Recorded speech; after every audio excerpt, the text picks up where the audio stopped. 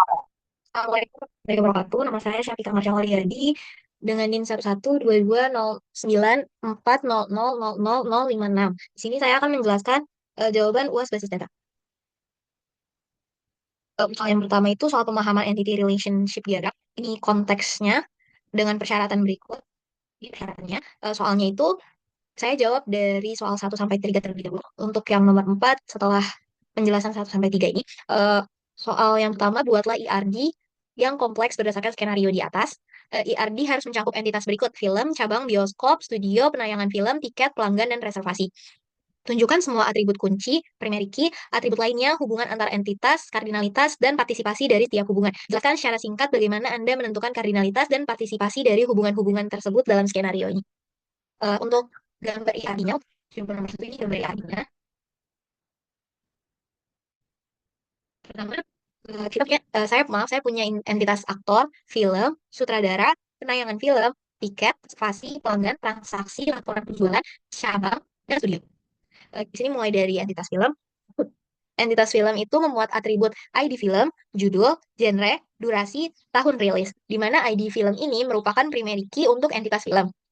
Lalu ada entitas aktor, di mana entitas aktor memuat atribut ID film dan nama aktor. ID film di entitas aktor ini merupakan primary key dan foreign key yang merujuk ke entitas film. Entitas film dengan entitas aktor memiliki dengan kardinalitasnya one to many. Eh, di di mana maksudnya satu film ini memiliki beberapa aktor, atau satu film ini bisa dimainkan oleh beberapa aktor. Di sini ada mandatorinya, mandatori di film. Maksudnya gimana? Jadi film ini tuh harus memiliki minimal satu aktor. Tapi karena ini gak ada mandatorinya, tapi aktor bisa bermain di beberapa film. Nah, untuk yang entitas sutradara ini ada atribut ID film sama nama sutradara. ID film ini jadi primary key dan foreign key. Foreign key-nya itu merujuk ke entitas film sebelumnya ini. Nah, entitas film sama entitas sutradara memiliki hubungan memiliki, di mana kardinalitasnya itu one to many. Nah, maksudnya gimana? Nah, satu film bisa disutradarai oleh beberapa sutradara. Nah, karena partisipasinya, karena ada mandatorinya, jadi satu film itu harus memiliki minimal satu sutradara. Nah, selanjutnya ada entitas penayangan film. Entitas penayangan film ini memiliki atribut ID penayangan, ID studio, ID film, durasi, sama jadwal tayang. Nah, di sini itu ID film, maaf, ID penayangan itu jadi primary key di entitas penayangan film. Nah, ID film ini typo, harusnya ada underscore-nya. ID film ini merupakan foreign key yang merujuk ke entitas film. Di mana entitas film sama ID penayangan film itu memiliki hubungan tayang yang kardinalitasnya itu one to many. Di sini ada mandatorinya. Nah, di sini ada mandatory optionalnya. Jadi, maksudnya gimana? Jadi, satu film ini, karena ini mandatorinya wajib, jadi satu film itu satu film itu bisa tayang di beberapa penayangan film ataupun nggak tayang sama sekali karena ini opsional. Terus karena ini bukan mandatorinya, bukan opsional, jadi penayangan film ini harus atau wajib menayangkan minimal setidaknya satu film. Nah, selanjutnya ada entitas studio. Entitas studio ini punya atribut ID studio, ID cabang, kapasitas, sama tipe layar. Nah, ID studio ini merupakan primary key. Nah, karena di entitas penayangan film sebelumnya itu ada ID studio juga yang merupakan foreign key yang merujuk ke entitas studio ini, maka penayangan film sama studio punya hubungannya itu hubungan memiliki, di mana kardinalitasnya itu one to many. Jadi maksudnya satu studio ini memiliki banyak penayangan film. Dan banyak penayangan film ditayangkan di satu studio. Selanjutnya itu ada eh, entitas cabang. Nah, entitas cabang ini punya atribut ada ID cabang, ID studio, nama cabang, alamat cabang, nomor telepon cabang, sama nama manajer. Nah, ini eh, ID cabang ini merupakan primary key dari entitas cabang. Nah, di sini ada ID studio. ID studio ini merupakan foreign key yang merujuk ke entitas studio, di mana entitas cabang dan entitas studio itu memiliki hubungan memiliki yang memiliki kardinalitas one to many. Jadi satu cabang itu bisa memiliki beberapa studio dan beberapa studio itu ada di satu cabang. Nah, di sini ada mandatorinya. Jadi satu cabang itu, maaf, jadi satu studio itu wajib ada di satu cabang. Dan setiap cabang harus memiliki minimal satu studio. Kemudian ada entitas laporan penjualan. Nah, entitas laporan penjualan ini punya atribut ID laporan, ID cabang, ID studio, ID penayangan, tanggal laporan, total tiket, total revenue, rata-rata harga tiket, jumlah kursi terisi. Nah, di sini laporan penjualan itu punya primary key-nya itu ID laporan. Nah, ID cabang itu jadi foreign key yang merujuk ke entitas cabang. ID studio itu foreign key yang merujuk ke entitas studio, dan ID penayangan itu foreign key yang merujuk ke entitas penayangan film. Nah, hubungan antara laporan penjualan sama studio itu punya hubungan miliki, di mana kardinalitasnya itu many to one. Jadi, banyak laporan itu terkait sama satu studio, dan satu studio itu punya banyak laporan, nggak cuma satu. Nah, di sini ada mandatorinya nih. Ya, ada mandatorinya. Jadi, eh, satu, satu studio itu wajib punya setidaknya minimal satu laporan penjualan. Dan satu laporan penjualan ini minimal terkait sama satu studio. Terus, untuk entitas laporan sama cabang itu punya hubungan memiliki juga, di mana eh, ininya, di mana kardinalitasnya itu many to one. Di mana jadinya banyak laporan penjualan itu terkait sama satu cabang. Dan satu cabang itu memiliki banyak laporan penjualan. Di sini juga ada mandatorinya. Nih, jadi satu cabang itu wajib punya paling tidak satu laporan. Terus paling tidak satu laporan itu wajib terikat sama satu cabang. Nah, untuk entitas laporan sama penayangan film ada hubungannya juga, ada hubungan memiliki. Nah, kardinalitasnya itu sama one to many. Tapi di sini mandatorinya beda. Di sini dia opsional. Kenapa? Karena mm, jadi banyak laporan penjualan, banyak laporan penjualan yang terikat sama penayangan film. Nah, tapi ada laporan apa ya? Jadi satu penayangan film itu bisa punya satu laporan penjualan atau nggak punya sama sekali atau bisa banyak. Jadi kenapa bisa nggak punya laporan penjualan tuh kayak misalkan satu penayangan film tuh kan belum tayang, belum mulai, jadi kan nggak punya laporan, makanya itu jadi opsional tuh. Terus ada tiket. Tiket ini punya atribut ID tiket, ID penayangan, ID transaksi, ID reservasi, harga, sama tempat duduk. Nah, kalau tiket, ID tiket itu jadi primary key buat entitas tiket. Untuk ID penayangan, ID transaksi, ID reservasi itu jadi foreign key. Nah, ID penayangan itu jadi foreign key Bu yang merujuk ke entitas penayangan, penayangan film. Jadi, entitas tiket sama entitas penayangan film ini punya hubungan memiliki, di mana kardinalitasnya itu one to many. Jadi, satu penayangan film itu punya banyak tiket, dan banyak tiket ini terkait sama satu penayangan film. Nah, itu kan di sini ada mandatorinya nih. Nah, jadi satu penayangan tiket itu wajib paling tidak punya satu tiket, memiliki satu tiket. Nah, kalau satu tiket ini juga eh, apa ya? Jadi satu tiket itu wajib untuk satu penayangan film. Nah, kalau ada di sini ada entitas reservasi. Nah, entitas reservasi ini punya atribut ID reservasi, ID pelanggan, ID tiket, waktu reservasi, waktu expired, sama status. Nah, ID reservasi ini jadi primary key di entitas reservasi. ID pelanggan sama ID tiket jadi foreign key. Nah, ID tiket ini foreign key yang merujuk ke entitas tiket. Terus reservasi sama tiket itu punya hubungan untuk, di mana kardinalitasnya itu one to one. Ya, one to one. Alasan itu kayak satu tiket itu untuk satu reservasi, dan satu reservasi itu untuk satu tiket. Di sini tuh ada mandatorinya juga. Jadi satu reservasi itu emang cuma buat satu tiket, dan satu tiket itu cuma buat satu kali reservasi gitu. Terus ada entitas pelanggan. Entitas pelanggan ini punya ID, punya atribut ID pelanggan, nama pelanggan, email, nomor telepon. Nah, ID pelanggan ini eh, merupakan primary key dari entitas pelanggan. Nah, tadi kan di reservasi dia ada atribut ID pelanggan ya. Nah, ID pelanggan ini jadi jadi foreign key yang merujuk ke entitas pelanggan. Nah, entitas pelanggan sama entitas reservasi ini punya hubungan membuat, di mana kardinalitasnya itu one to many. Tapi di sini mandatorinya beda, di sini optional. Nah, jadi kenapa? Jadi maksudnya gimana? Nah, satu pelanggan itu kan bisa membuat beberapa reservasi. Nah, beberapa reservasi bisa dibuat sama satu pelanggan, tapi pelanggan juga boleh kalau nggak mau reservasi gitu. Maksudnya eh, satu pelanggan kan bisa membuat beberapa reservasi atau nggak buat reservasi sama sekali.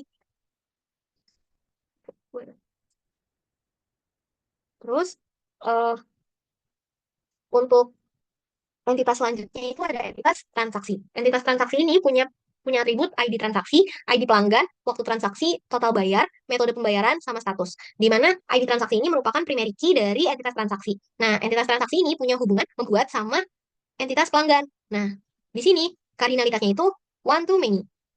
dengan di sini ada mandatorinya, di sini ada mandatory optionalnya. Nah, pelanggan maksudnya gimana? Jadi satu pelanggan itu bisa membuat beberapa transaksi atau nggak buat sama sekali. Tapi satu transaksi hanya bisa dibuat, satu atau lebih transaksi itu hanya bisa dibuat oleh satu pelanggan. Gimana?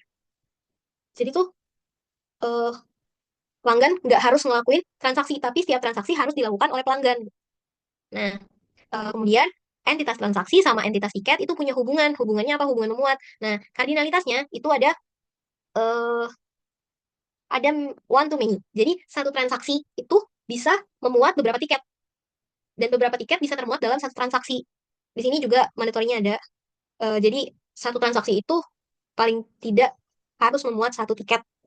Terus satu tiket itu paling tidak termuat dalam satu transaksi. Ya, ini penjelasannya kayak yang tadi saya jelasin.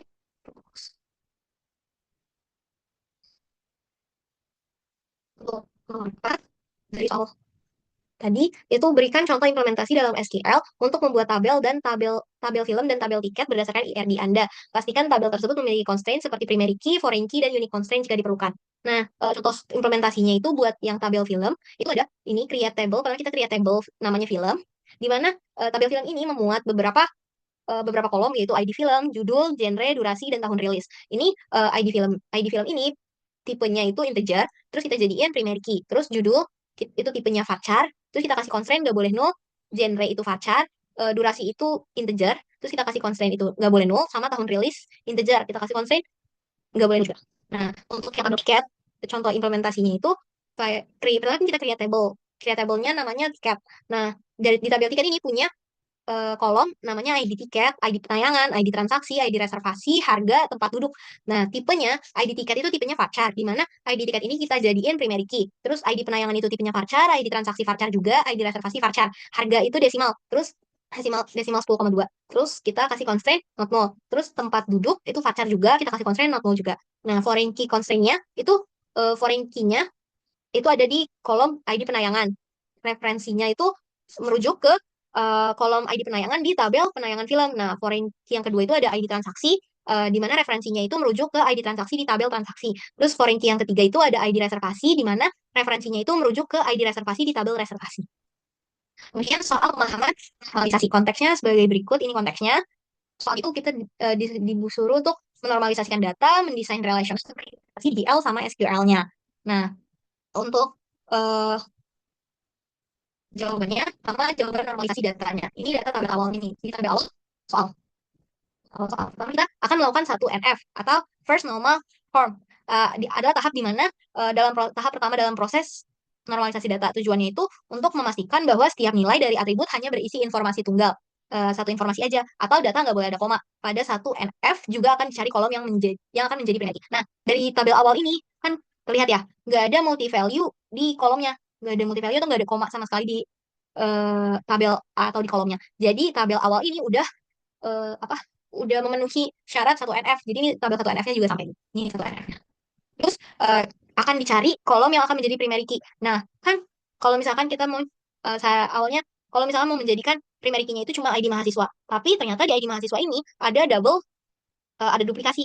Jadi ada duplikasi. Jadi kan nggak bisa dijadikan primary key. Makanya saya eh, buat komposisi kunci. Jadi buat komposisi composite key di mana itu ada ID mahasiswa, ID mata kuliah sama semester. Jadi kalau nih kolom biru yang udah diwarnain biru ini merupakan composite key yang merupakan primary key untuk tabel 1NF. Ini primary key tabel 1NF saya.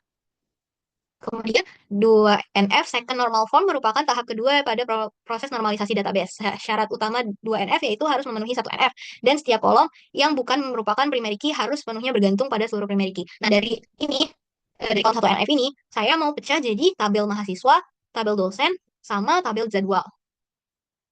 Jadi bentuknya untuk tabel mahasiswa itu saya pilih ada ID mahasiswa, ID program studi, nama program studi, ID fakultas, nama fakultas. Ini kan kayak semuanya terikat ke ID mahasiswa kan.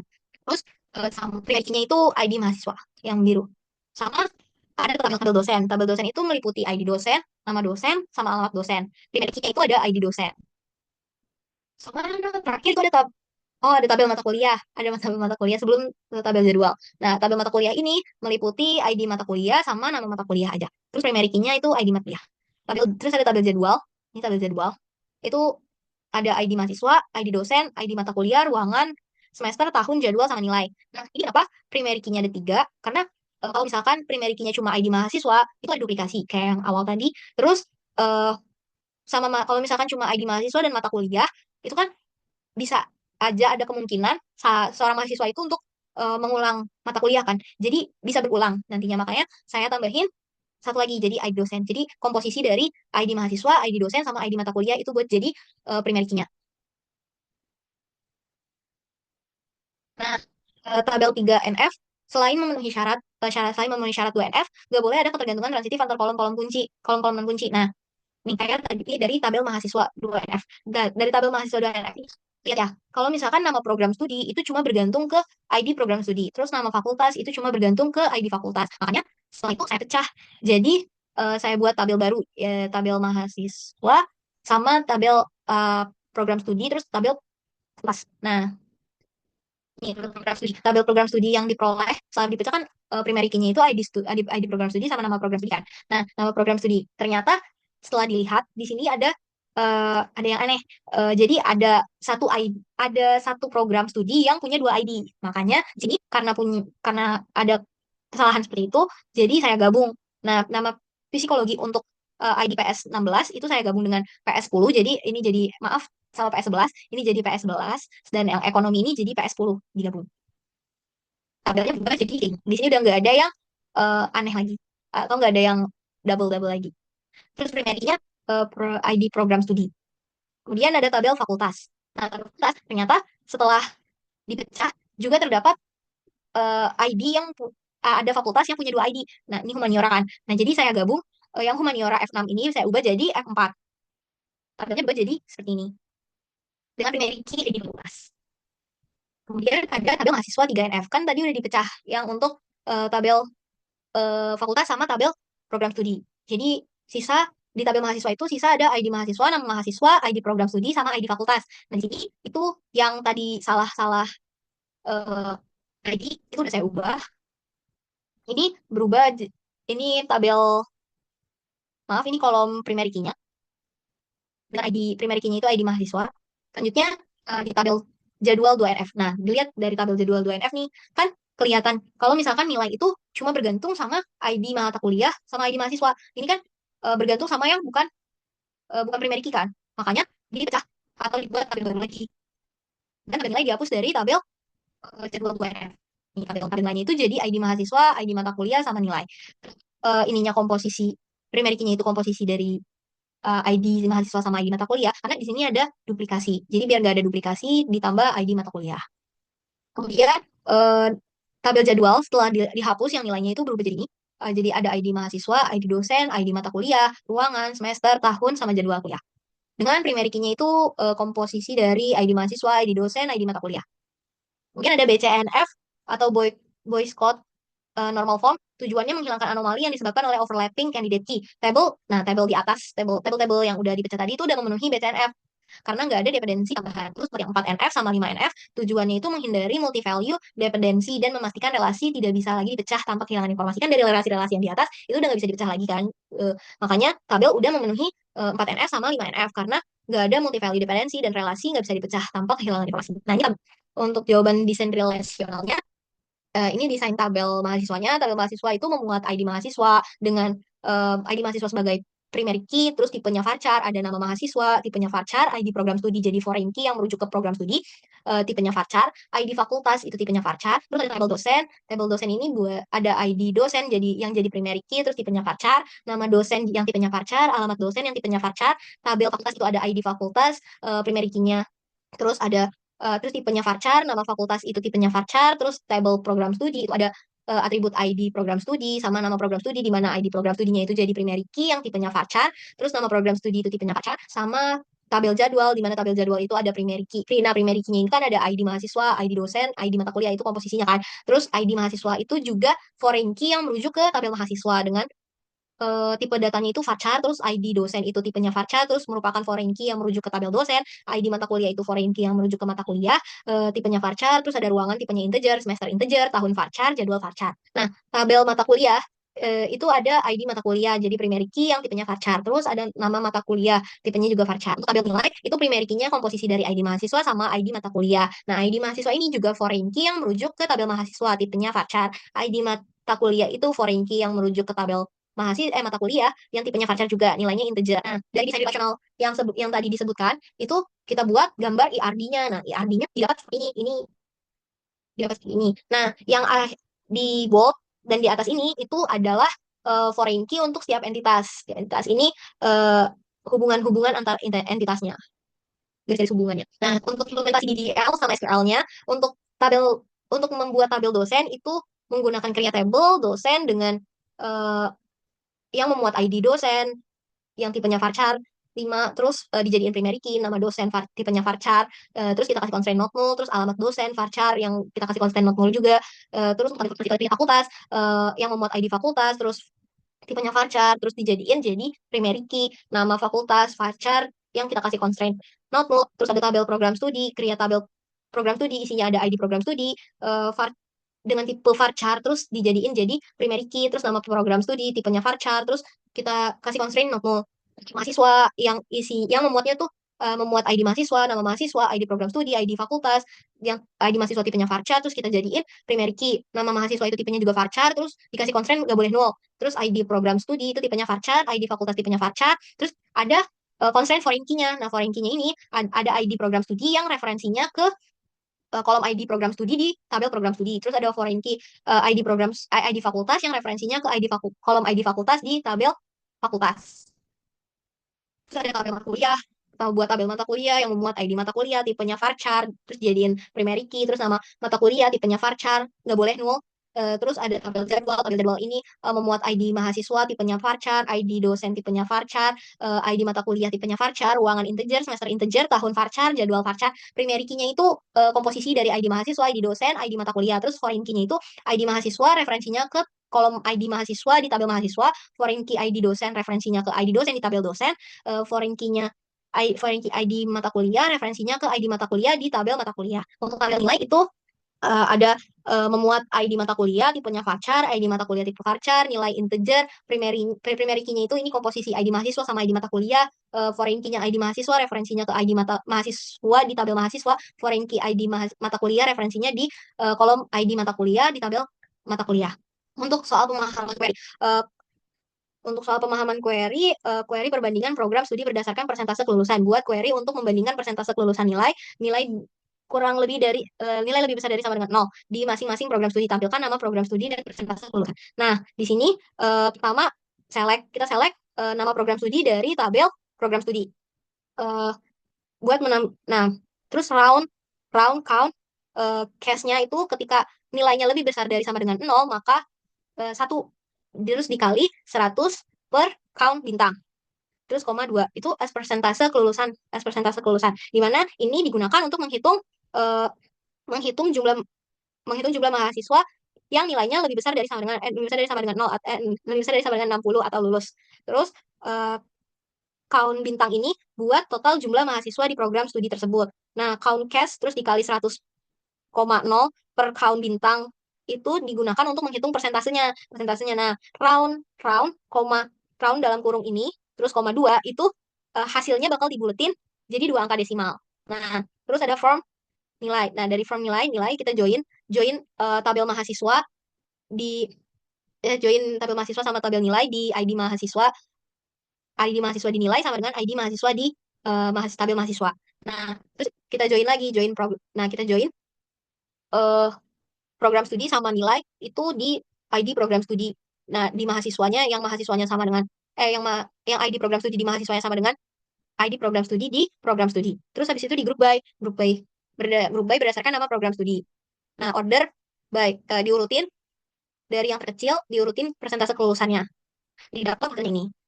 Nah, ternyata hasilnya itu dari semua program studi. Soalnya persentase kelulusannya 100% semua. Kemudian nomor 2 itu evaluasi distribusi nilai mahasiswa. Tuliskan query eh, tuliskan query untuk menghitung distribusi nilai A, B, C, D, E untuk setiap mata kuliah program. Tampilkan nama mata kuliah dan program studi dan jumlah nilai untuk masing-masing kategori.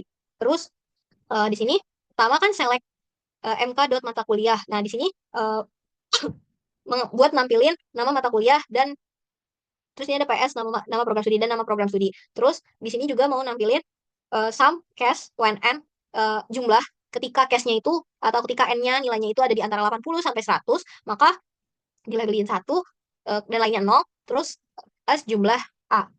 Terus sum di mana cashnya itu ketika n-nya lebih ketika n-nya berada di antara 70 sampai 79 dilabelin satu, lainnya nol. Terus kita sum-nya itu sum ini itu dijadiin alias jumlah B. Terus sum cash when n nilai between ini sama ini pokoknya jumlah dari uh, cash-nya ketika n nilai ini berada di antara 60 sampai 69, maka dikasih label satu, terus else-nya nol. Terus hasil penjumlahannya ini dinamai jumlah C. Terus jumlah sum cash ketika nilainya itu di antara 50 sampai 59 itu dikasih label satu, terus else-nya nol, terus abis itu dialiasin jadi jumlah D. Kemudian eh sum-nya ketika nilainya kurang dari 50 terus dilabelin satu, dialiasin jumlah F. From ini buat ngambil nilai join mata kuliah. Join itu kayak gabungin gabungin mata kuliah, gabungin tabel mata kuliah sama tabel nilai, di mana ID mata kuliah di tabel nilai itu sama dengan ID mata kuliah di tabel mata kuliah. Nah, terus habis itu di join lagi, join tabel, pokoknya tabel ini, tabel mahasiswa, join tabel mahasiswa, terus maaf, join tabel program studi ke tabel mahasiswa, di mana program studi, ID program studi di tabel mahasiswa sama dengan ID program studi di tabel eh, program studi. Habis itu di grup by-nya berdasarkan nama mata kuliah di tabel mata kuliah sama nama program studi di tabel program studi. Order by-nya sama berdasarkan itu. Terus didapat outputnya sebagai berikut. Nih, outputnya. Jadi terlihat bahwa untuk setiap mata kuliah sama program studi rata-rata dari data, keseluruhan keseluruhan mahasiswa di data itu nilainya A. Untuk kolaborasi dosen dalam mengajar mata kuliah, tuliskan query untuk menampilkan daftar mata kuliah yang diajar oleh lebih dari satu dosen, termasuk nama mata kuliah dan daftar nama dosen yang mengajar. Nah, pertama ini buat mk.mata kuliah, nama mata kuliah itu buat ngambil nama mata kuliah. Nah, ini string underscore egg itu, terus distinct di d dot nama dosen, koma ini apa sih dalam kutip tuh koma daftar dosen itu buat ngegabungin nama-nama dosen yang ngajar mata kuliah tersebut jadi satu string. Jadi dijadiin satu, jadi satu string, terus dipisahin sama koma. Nah, from-nya kita ambil data dari tabel jadwal, ngambil data tabel jadwal mata kuliah sama dosen. Menjadi maaf, dari tabel jadwal. Nah, terus kita join mata kuliah kan. Nah, join mata kuliah ini join tabel mata kuliah sama tabel apa sama tabel jadwal. Di joinnya pertama tuh kita join tabel mata kuliah sama tabel jadwal itu di ID mata kuliah di jadwal, ketika ID mata kuliah di jadwal sama dengan ID mata kuliah di mata kuliah. Nah, terus habis itu join uh, ID dosen, pokoknya mau join tabel dosen sama tabel jadwal itu di ketika ID dosen di jadwal sama dengan ID dosen dosen di tabel dosen. Nah, habis itu di group by berdasarkan nama mata kuliah di tabel mata kuliah. Habis itu pakai having count buat ngitungnya, buat ngitung eh, jadi nanti keluarannya tuh cuma nyertain mata kuliah yang diajarin sama lebih dari satu dosen, buat ngitung mata kuliah yang diajarin lebih dari satu dosen. Nah, didapat outputnya algoritma nama mata kuliahnya, daftar dosennya dia, jadi algoritma itu diajar sama Pak Budi Santoso sama Pak Eka Wahyu ini. Terus perbandingan fakultas berdasarkan IPK rata-rata, buat query untuk membandingkan rata-rata nilai mahasiswa di setiap fakultas, tampilkan nama fakultas dan rata-rata nilai dari mahasiswa di fakultas tersebut. Nah, soal nomor 4 itu kan ini selectnya pertama nama fakultas, terus average itu rata-ratanya buat ngitung rata-rata nilai di fakultas tersebut, terus ngambil data dari ngambil datanya dari nilai, dijoin sama tabel mahasiswa berdasarkan ID mahasiswa, pokoknya berdasarkan kolom ID mahasiswa, terus dijoin lagi sama tabel fakultas berdasarkan ID fakultas, terus di group by, didapat hasilnya seperti ini. Nah, didapat. Jadi rata-rata nilainya kayak gini.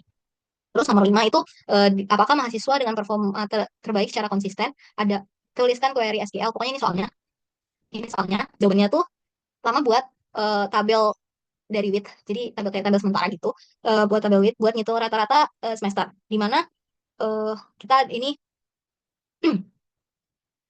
rata-rata semester itu buat ngitung rata-rata tiap mahasiswa untuk setiap semester. Nah, kondisinya itu hanya untuk program studi tertentu. Jadi ini kayak buat program studi tertentu, ini buat rata-ratanya from nilai, ya kan, nilai select Pertama tuh kita pilih ID mahasiswa, terus nama mahasiswa, nama program studi, terus semester. Tapi dari tabel ID mahasiswa tuh dari tabel mahasiswa, nama mahasiswa dari tabel mahasiswa, terus nama program studi itu dari tabel program studi, semester dari tabel jadwal, sama nilai average nilai rata-rata nilainya itu dari tabel nilai. Nah, pertama from N kan di join, ambil dari nilai, terus join sama tabel mahasiswa, terus di join lagi sama tabel jadwal, terus di join sama tabel program studi, di mana di mana program studinya itu sama dengan program studi tertentu.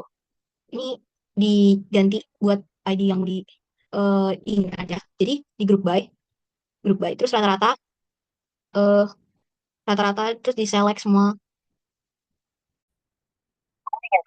Nah, kan ini buat program studi tertentu kan. Nanti ini diganti sama program studi yang ada. Habis itu kita grup by, habis di grup by di sini buat cari rata-rata tertingginya. Ini buat nyari rata tertingginya, ini query buat nyari rata-rata tertingginya, di mana maksimal, terus select semester, terus maksimal nilai tertinggi from rata-rata semester dari rata-rata semester ini, dicari rata-rata tertinggi, terus habis itu di query lagi mahasiswa terbaik dengan query kayak gini, terus di query lagi, select lagi dengan eh, habis itu query ini baru masuk query utamanya.